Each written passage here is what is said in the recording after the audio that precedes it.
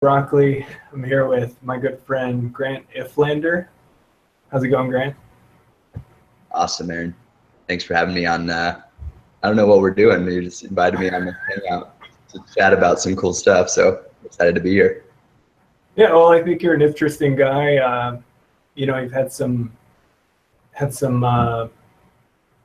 cool experiences in the last couple of years, and just wanted to just rap with you about your experience with yoga and where that's kind of how that's influenced your life. Definitely. Yeah, I'd love to chat about that. I'm excited to share with whoever's listening. So Ifflander that's a cool name. Is that Scottish? I'm thinking of Highlander. I get so many like Scottish, my Viking descent, Norwegian, Swedish. No, it's German. Ifflander is German. Okay, cool. Yeah. So let's start at the beginning. Give us the saga. What's the Grant Ifflander story?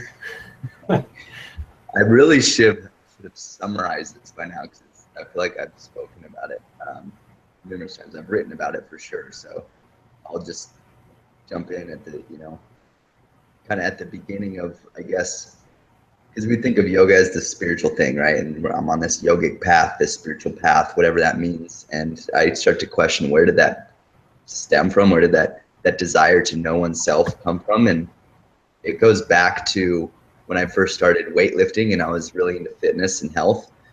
I got really into, I was just totally in love with this idea that we can not only affect our physical body through what we do with fitness and nutrition, but we can affect our mental components. And then as I was going deeper and deeper into these layers of my being, I was encountering something akin to the spiritual component, the driving force, the essence behind these things that we do. And, because everyone's been through a hard day, what is it that keeps them going and drive forward, or if you work out or do any sort of physical training, what allows you to overcome those moments where your body wants to quit? And I believe that was my first taste of spiritual essence, the driving force that motivates me beyond motivation, that the strike of inspiration that you get in the shower, the things that tell you to do something that you would never have done, and you go and do it, and it changes your whole life forever. These are from the heart that guide you. These are all things that everyone taps into from time to time. And I believe that we can train ourselves, or that we can condition ourselves to be more aware of that inner spirit, the essence of our being. And so I started weightlifting, and over time, the weightlifting evolved into going in deeper and deeper studies of mind, body, spirit, learning about, I was intensely focused on medicine for a while. I wanted to become a naturopathic doctor. So, and at that time, around that time, this is about 3.5 years ago, I picked up the practice of yoga. I was still weightlifting. I was a hardcore weightlifter. I did Olympic weightlifting for a while. So that was the sport that I was training for competitively as an amateur, and I was doing just so much physical training, and yoga was something that allowed me to go into the nervous system and recover in a way that allowed me to train harder. So what ended up happening was I was like converging like this. I was because as soon as I started practicing yoga, I practiced every single day, and I haven't missed a day since. And the first year that I started practicing, I was also weightlifting concurrently, and those paths just went and exploded. And then I stopped weightlifting entirely, and I deepened my practice of yoga and got really more into meditation and pranayama, breath work, and the deeper aspects of yoga, because initially it was something that was, again, purely physical for me, just a way to stretch my muscles and to condition my tissues so that I could train harder in the gym. But then I started to encounter like there's deeper layers to this, and I knew that to be true, but I was just having less concrete experiences, and it was just so subtle. The subtle energies in my body were waking up, and I became more aware of just those deeper aspects of us. And so that saga ended up in me stopping the journey of weightlifting, and naturopathic medicine fell out to the wayside because I still felt like there was a missing component behind healing individuals. And I believe that to be true still now. And I believe that the missing component behind healing is a person's relationship with their essence, with their self, with their spirit, whatever you want to call it. The personal relationship that we have between what we think of as us and the entire universe, because we are of the entire universe and we are part and parcel of it. So as much of it is us, we are of it. And so that took me, that kind of philosophy took me completely away from the path that I was on. I ended up quitting my job as a mortgage consultant. I traveled. I went to Costa Rica, got certified to teach yoga. I came back, had no plan to start teaching. I ended up teaching yoga. And then I started teaching full time. It became just a deep life experience for me because it was like I was being swept along by this bigger force. And I fell into just becoming a full-time yoga teacher, full-time yoga practitioner about 2 years ago now. And then just a little over a year ago, I was back in Costa Rica for the third time because I got invited back to start teaching yoga anatomy to yoga teachers in training. And so I was doing that at a retreat center where I did my training originally. And so the owners reached out, asked me to come back. So I was in Costa Rica teaching to those guys, new teacher trainers, and I was scheduled to return home, but I just for some reason that inner call, the voice or whatever, it's not like some strange, kind of voodoo bullshit come up here like telling me to do something. It was more of a feeling essence. It's like, you're not going home. There's work for you to do abroad. And so I canceled my return ticket on a whim, and I set off on a one-man voyage with just a backpack that I had packed for a few weeks and didn't know where I was going to go, didn't have a destination. I was just traveling, kind of literally going with the flow. I was teaching donation yoga at hostels. I was making enough money to pay for my room and board and get some food, and that continued indefinitely. I landed in Panama, and then I ended up flying from Panama on a one-way ticket to India, where I spent a month in an ashram in Rishikesh in the northern part of India. And then I met a man named Steve, who I knew was my teacher. I knew that he was someone I was supposed to meet, and Steve was staying at the ashram that I was staying at. And it's funny because I went to India and I had like this idea I was going to meet some like Indian guru with a beard, and I was going to sit in some cave and meditate and all these advanced yoga techniques and practices. And yeah, my dream built in my head, because just flying to India on a one-way ticket was just like, I was like, what the am I doing? This is just like, I'm just literally allowing myself to just completely be swept into this yoga journey. And so meeting Steve was this bald-headed British guy, and I'm just like, what the heck how is it that this is the man I'm supposed to meet? But I knew it. I just knew it in my heart, like so clearly. And so I went with Steve, and I talked to Steve. I told him straight up, I said, Steve, I'm here to be your student. And he kind of looked at me and was just like, okay. And it turns out he had a yoga school in England where he was running a community out of a place called Southampton, which is where the Titanic sailed from. Huh. It's a little port city on the English coast. And so he had a yoga school with like 100 students coming through for classes that he taught out of his house, and just a huge yoga community. And I found this out, and I told him I'd come back to England with him and study and train there, and I'd teach a few classes a week or do whatever I could to help his yoga school. And he totally welcomed me in. You know, one of the students offered me a place to stay, and I went from India to England.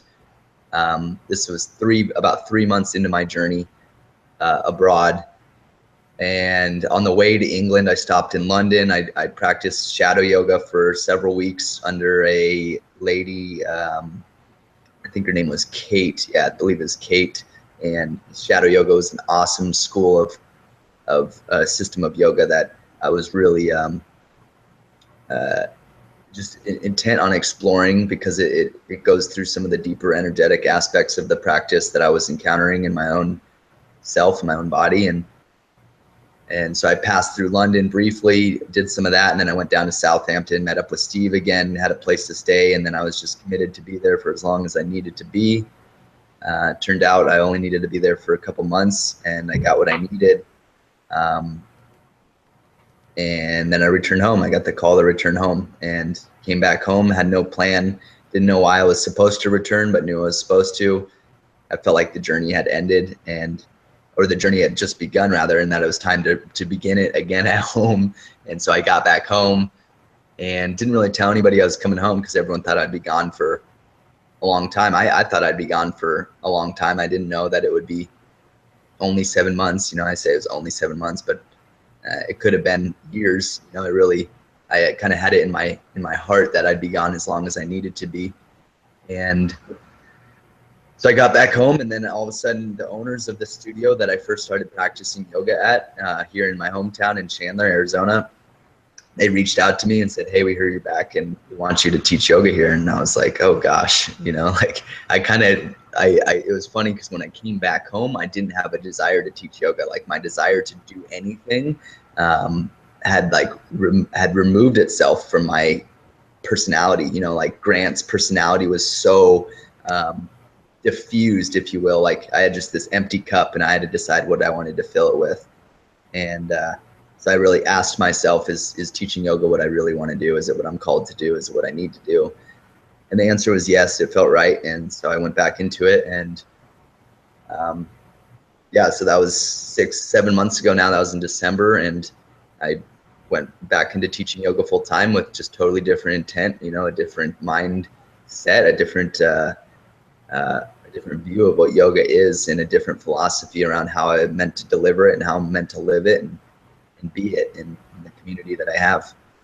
And so now here I am towards the end of that story, with writing a new one now, and just focused solely on building the community of yoga here at home. You know, I have a yoga studio in my house that I teach one class a week. I teach a few classes at the studio down the street, and I'm just totally intent on this path that I'm on, of not only living yoga, but showing that yoga is not something that is far away or unreachable or spiritual or mystic or any of those things that add layers or add fluff or voodoo to this thing that is just so natural and so what we are. And yeah, so that's kind of where I'm at in the sense of I'll call it demystifying yoga into the Western world, so that everyone has access to the tools and technology that allow us to reach the state of knowing what we are, knowing who we are. So that's the saga. I hope that was a really good summary. I feel like, because I don't know, it's hard to tell your own story, you know, again and again, but sometimes it needs to be spoken of. Yeah, I think you did a good job. So I'm curious about your first experience with yoga. And what studio is that in Chandler? Inner Vision Yoga. Okay, I've been there. And is that where you had your first experience with yoga? The first physical practice that I undertook was a hot Bikram yoga class that I did with an ex-girlfriend in college. I was like 20 years old, and I was like, this is not what I did not it was just, I didn't enjoy it. And it was extremely physically taxing. So I was unable to connect with myself in a meaningful manner. And Yeah, it might not be the best thing to do in Phoenix. yeah, no, Phoenix metro area. it was brutal. And so I spent years not doing yoga. Well, I mean, I could back up and say the first experience that I had with yoga, just the word yoga meaning union, was probably that I know for sure that I can just remember is when I was a junior in high school, and I just smoked pot and played video games for like 5 years straight of my life.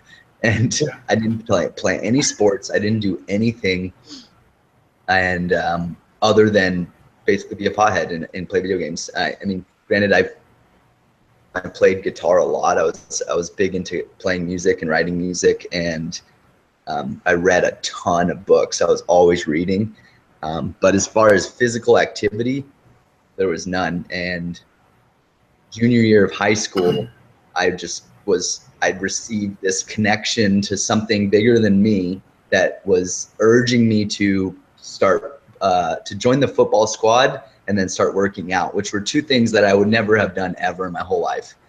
And for some reason I just knew that it was what I was supposed to do. I just knew it. And it was just beyond knowing. And so that was my first experience with yoga, was because I think that yoga happens to everyone when they know they're supposed to do something and they do it. That's the connection that we look for, because everyone knows what they're supposed to do and everyone knows what they're not supposed to do. We have this discerning faculty in us, but the courage to act and actually do the thing that we're supposed to do, that's when we unite with our highest potential. That's when we're actually manifesting the reality that we really desire to live in. Does that make sense? Yeah. I think what comes to mind is, when you said that yoga is like this really natural thing, and that it's sort of inherent, in everyone.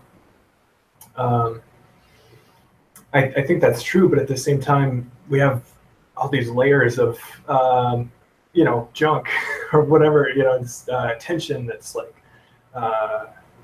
obscuring, the things that are going to like lead to a more fulfilled life. I like your word choice. I could see like 3 different words coming through, and you're like, that depends on which one I want to use here.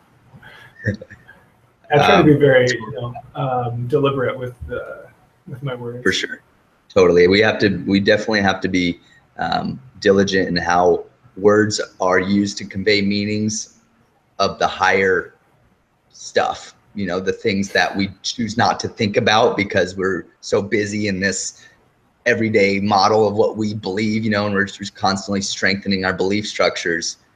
And so when we hear a word or a phrase or a sentence that challenges the belief structure, if the words aren't chosen specifically, then that sentence is just going to bounce off our defense mechanism. And then we just have this fortress up, and it's like, live a more fulfilled life. Okay, I can get behind that. But if you were to say liberation or enlightenment, then I'd be like, okay, now this guy's talking bullshit. You know what I mean?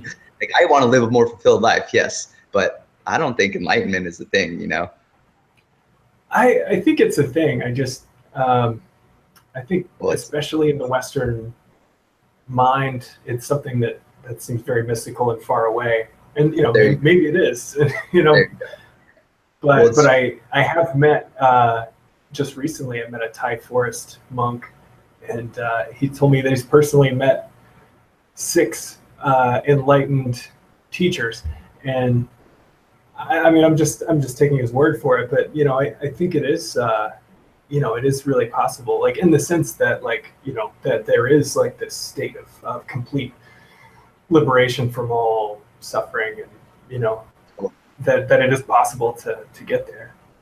Totally. Yeah, I hesitate using that word because, like you said, it's a difficult concept to grasp in the Western mind. But I really think that we can use science to explain some of these things. I'm totally I don't have the evidence to support this, but I can say confidently that I believe there are biological equivalent. There is a biological equivalent of the state that we would call enlightenment, and that we could measure brain activity, we could measure neuroendocrine activity, or just endocrine activity in general. The whole chemistry of our internal being can be affected and changed as we reach different states of consciousness. We know this to be true. We know that there's different chemistry involved in dreaming states of consciousness, which is a state of consciousness, right? We're still conscious, but we're dreaming. Mm-hmm. And just like in waking, we have different brainwave activity. These things are all measurable and quantifiable with the really interesting data that we have available today. And I'm certain that the state we call enlightenment there's measurable biological equivalents that could say this person has reached unity consciousness. Well, that would be really interesting to to see. I just know it, man.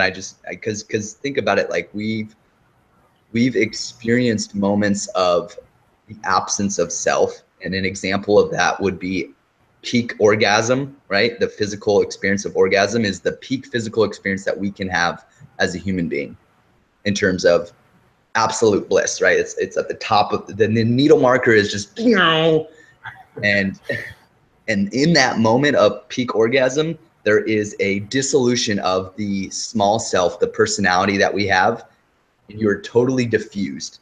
And I just like, if you could take a snapshot in that moment, what would be what are the chemical markers that are showing that this state is reached in the body? Because it's a surge through the nervous system. There's electrical activity, there's chemistry, there's all sorts of crazy things happening, and that's creating a dissolution of the self. So if the self is created through biology, and it's, the self is just or we can call it the ego, is the self-identifying mechanism behind our personality. It's the mechanism that allows me to say, I am me, you are that.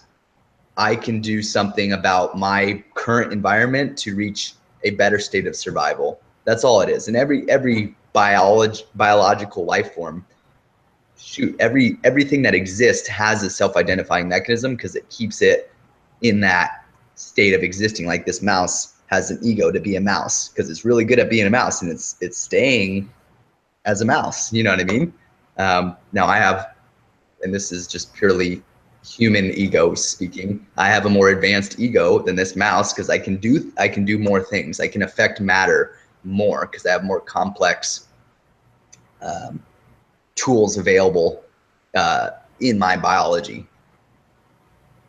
And I'm just totally getting off topic here, so I'm sorry. No, it's cool. I like I like where this is going. Let's circle back on the biological equivalent of unity consciousness or enlightenment, or whatever you want to call it.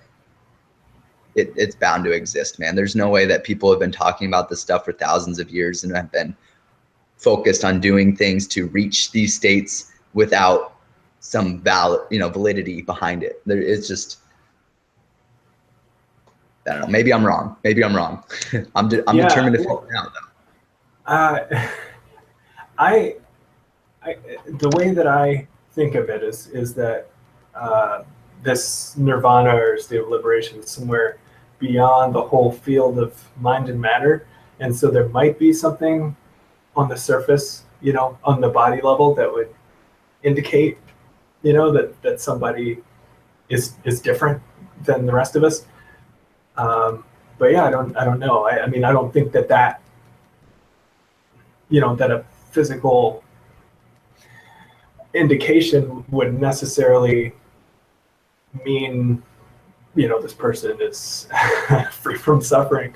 Oh, but maybe there's something. But right. Well, let's view it like this. This human being that we identify as, is not consciousness itself. Consciousness expresses itself through this vehicle. This vehicle is a filter to experience consciousness, because it has tools and it has certain equipment to experience consciousness, right? It's just a kind of it's kind of the lens to look at consciousness. And this is getting a little abstract, but I'm going to hopefully tie the knot here. And so it makes sense that the tuning of the vehicle, or the tuning of the vessel that filters consciousness, will affect how consciousness is filtered through. If the vessel itself is not tuned to handle the voltage or the whatever, the power of this energy, whatever you want to call it, consciousness, you know, whatever it is, the animating force of our existence, if our vessel is not tuned to handle that infinite potential, because it's just unmanifest potential, it's pure potential energy, right? If we look at it from a physics standpoint, we have potential energy and we have kinetic energy. Well, my body is made of kinetic energy, right? It's a bunch of chemicals and elements interacting through kinetics to create me. But pure potential energy rests and lies underneath all of that and is creating that. And so tapping into that pure potential energy without having tuning the system will prevent the flow from happening. It just will not come through as it's able to. Yeah, I really like that idea of tuning, or like kind of we're attuning to a higher vibration, even though that sounds, you know, that's something the new age people say, which are Western, man. Keep it Western. Yeah, but I think that is one aspect of that kind of mentality, I guess, that way of seeing things that might actually hold water. You know, I do think that there is like, yeah, I mean, I think science tells us that everything is vibration. And so if we're oscillating, you know, at a certain frequency, you know, we're able to kind of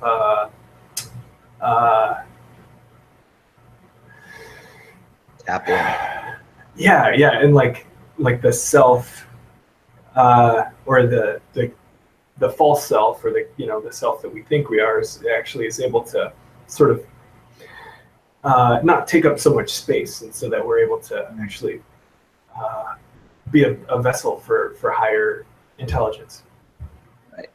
I like you said, you kind of use this wave, and I like this analogy. Like you mentioned that science shows that everything is vibration. I totally agree.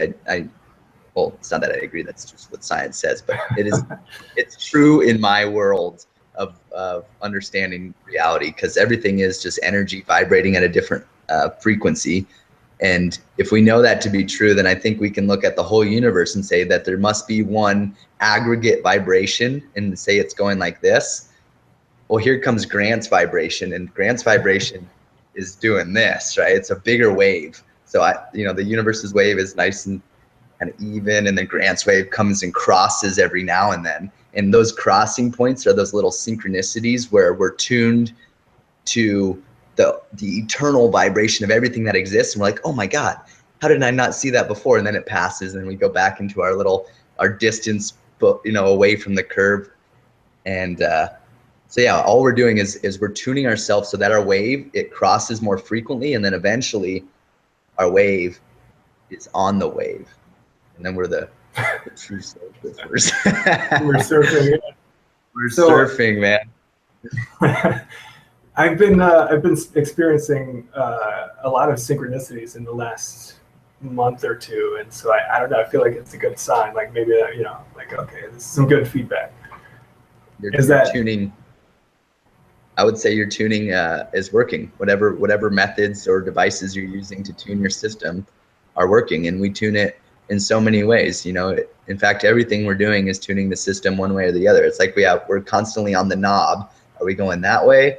Are we going that way? And do we have sensitivity enough to know that when we go that way, we're going more towards the right frequency? And if we're turning the knob the other way, are we going away from it? So, yeah, and I would say the way I conceive of that is like, you know, on one end is ego, and then on the other end is truth.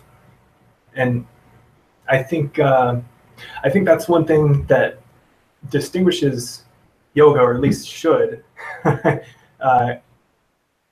in the sense of, doing a yoga practice versus, purely physical practice. Like you might, there's all these other benefits that you can get from physical training, and that has all these great, effects on the mind and the psychology.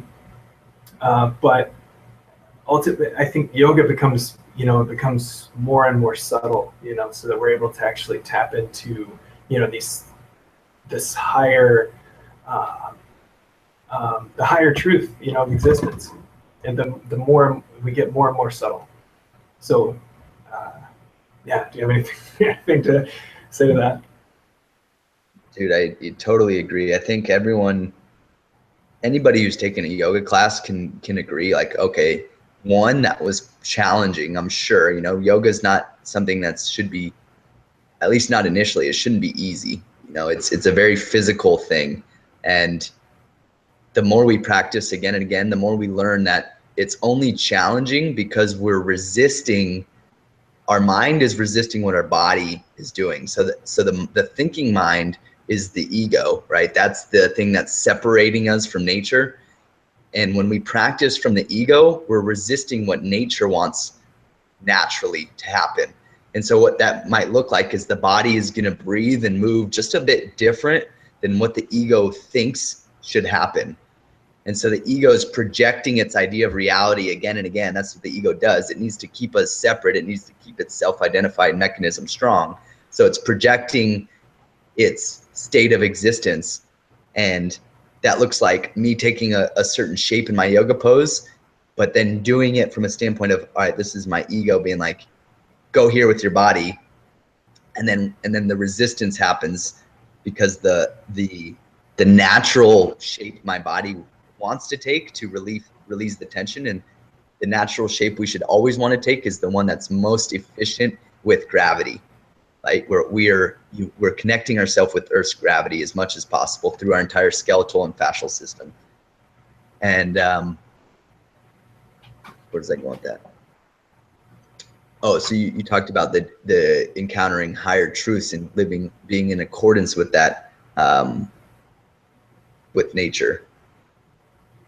I just kind of lost myself. But the practice of yoga evolves such that it's no longer purely a physical thing, but it's all the dimensions and all the layers of our being are being congealed or brought together into one solidified system, so that the physical body moves exactly in accordance with what the mental body, with the energy body, with the discerning faculty, and with the bliss body. All of these layers of our existence are operating together in perfect harmony and moving and breathing as one. So you've probably had more experience teaching classes than I have, even though I think you did your training more recently.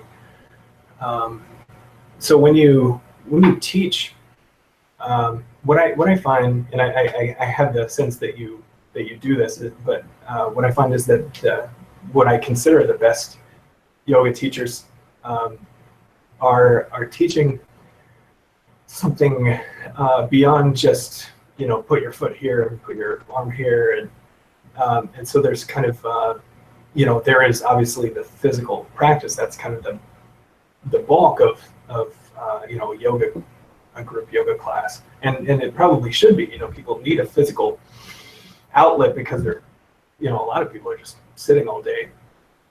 But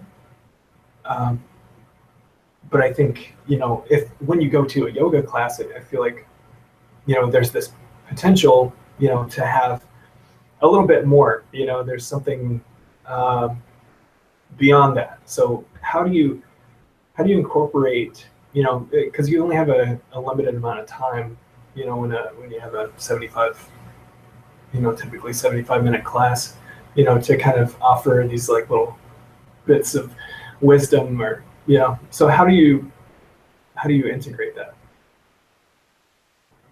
Yeah, I think that's a really good question, by the way. that was kind of the driving force that motivated me or pushed me out the door when I first went away and traveled, because I was struggling to connect that into my classes,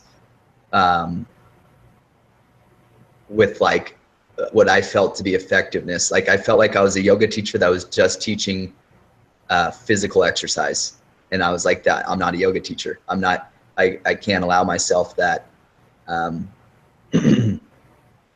that title if I'm not able to convey to be yoga, which is connection to the deeper levels. And not saying that I didn't do that entirely. I just felt like I was inauthentic and there was a lack. So, but now I've really just focused, continue to refine how that method is delivered and how the class is taught. And I think that one way that I found to be effective is just so much emphasis on the breath, because when we focus on moving and breathing in synchronicity and harmony, when the breath and the movement are exactly the same, and as in my whole body's moving at the same time as my breath, not only am I linking the older evolutionary parts of my brain with the newest evolutionary parts. So the limbic system, the emotional center, and the lower parts of our brain are responsible for regulation and like the basic bodily functions.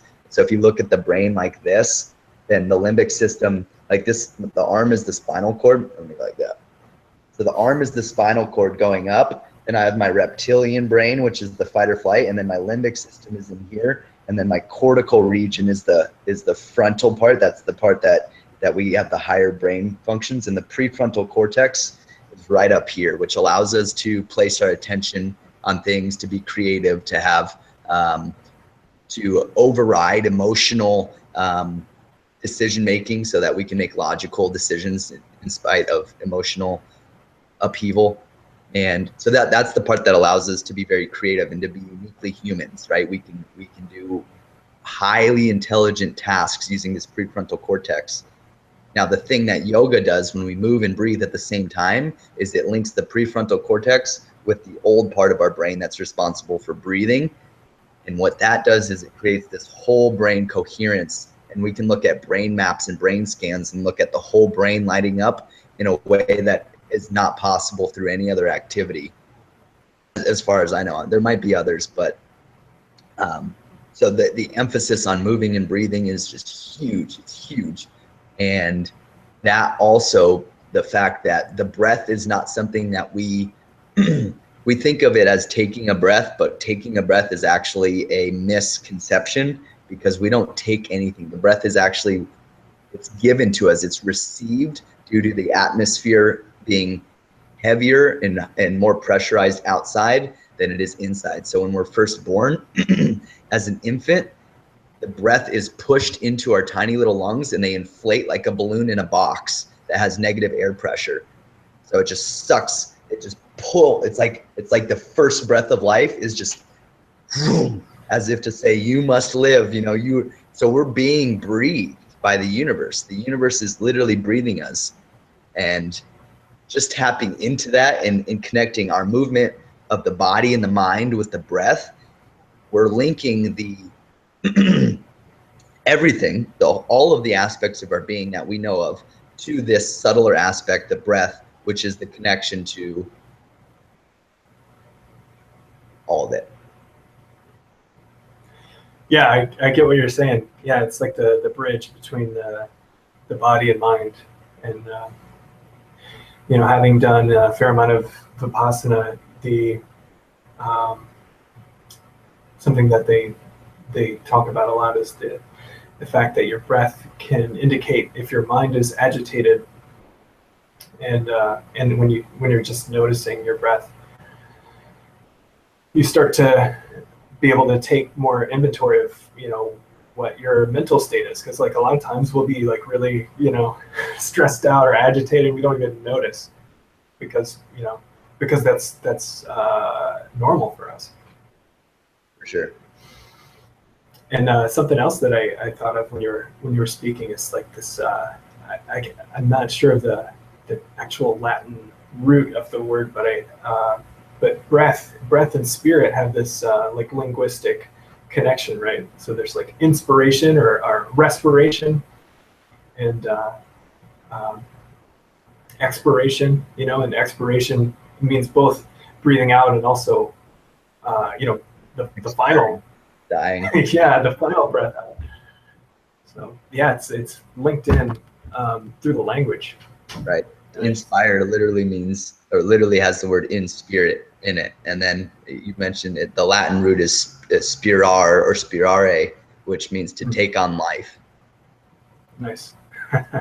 Yeah, And so I that think comes, in that way, like, that might be the key, when it comes to like what makes yoga different, or like what makes yoga spiritual, like doing these physical postures, what makes that a spiritual thing. right. Right. Exactly. And I'll add that, as much as I emphasize the connection to the deeper levels of yoga, I'm also really focused on making it normal and making it as natural as possible, so that people, because I think, and I know this to be true for myself, that if you try hard to be spiritual, you're not going to reach any state of it's going to be an ego-driven push to fulfill a lack that you perceive that you need. I mean, it's the same thing with, and not to knock on religion, but it's the same thing with religion. We feel like religion is going to, or in some cases, we feel like it might fill a void that's lacking in our life. And spirituality is the same thing. We do these spiritual practices to fill a lack, and that takes us away from our natural state of existence as we are, which is already perfect. And all that we're doing is we're celebrating that existence and realizing it to be true. And yeah, so emphasis on bridging the gap into the deeper layers of our being, of our existence, but then making it normal, making it as normal as just your pure being, your pure existence. Just linking movement with breath doesn't need to be more complex than that. Yeah, one thing that really irks me is when people sort of maybe read some spiritual books or whatever, and they take on an identity, they just layer onto their ego, this like, I'm a spiritual person now, and then they like talk the talk or whatever, but they're still selfish and Right. miserable and awful. Right. It's very easy to develop spiritual materialism and a spiritual ego, especially when things in the material world aren't going according to plan. If we strike out in career or whatever, then don't worry, you can just become a yoga teacher like me, a full-time hippie, dude. It's all good. Like, I'm happy. Yeah, that's, man, you're living the dream. At least my dream. It's like, I feel like it's traveling. quite a dream. What's that? I feel like it's quite a dream. Yeah, and something that also came up for me when you were talking about the fact that yoga actually like trains the prefrontal cortex, like no other form of exercise, and how this is the conscious part of the brain, and it's influencing the unconscious or subconscious, and that's like, that's what Carl Jung talked about. That's like, that's I can't remember what he said about it, but yeah, it's important. Carl Jung they believe he said, until you make the unconscious conscious, it will rule your life and you will call it fate. That's the one. Thanks. Yeah. I'm glad you had that in there. Yeah, I think it's amazing, because you can look at any of these great psychologists or these guys, these interpreters of the mystical and spiritual realms, and even the Bible and some of the Christian mystics and Buddhist mystics and all of these guys and girls, they're all saying the same things. They're all saying the same things, and yoga is the way that we discern for ourselves how to create our own path in that, because what they're saying is that you are the one that will create your reality, that we are the ones that are in control of our fate and our destiny, and that it's all in the here, right? It's not like it's out here that we need to do something. And for me, what has just keeps me, it's like yoga is this thing that I'm just on this train, and the train is just full speed ahead. And you know, I've tried to jump off, it doesn't really work. I just get dragged back on. And I guess the reason for that is because it just gives us the tools and the technology to unlock that potential in us, so that we can not only know what is right, but then actually act and make it true for us. Well, I guess we're going to wrap things up here, and I really appreciate you coming on. Is there a way for people to get in touch with you if they want to? Yeah, I've done a few interviews, and I just always throw a little thing out at the end. If anything that I said resonates with anybody, hit me up. You can contact me on Facebook with just Grant Ifflander. You can find me on Instagram. My first initial and my last name, G Ifflander. That's 2 F's. IFF as in Frank, Lander. And yeah, I encourage anybody to come out and see me, come practice with me. You know, I'm writing a book. I'd love to collaborate and to I'm really focused on making yoga normal, making it accessible, demystifying it, and bringing the light of science to explain what the ancient teachings of the wisdom sciences of old have been talking about. Awesome. Yeah, I'm right there with you. All right. Well, thanks again, Grant. And I guess we'll have to catch up again later. We'll chat soon, Aaron. It was a pleasure, man. Thanks for having me on the show. Yeah, thank you. Bye. Yeah, bro. Lots of love. Talk to you soon.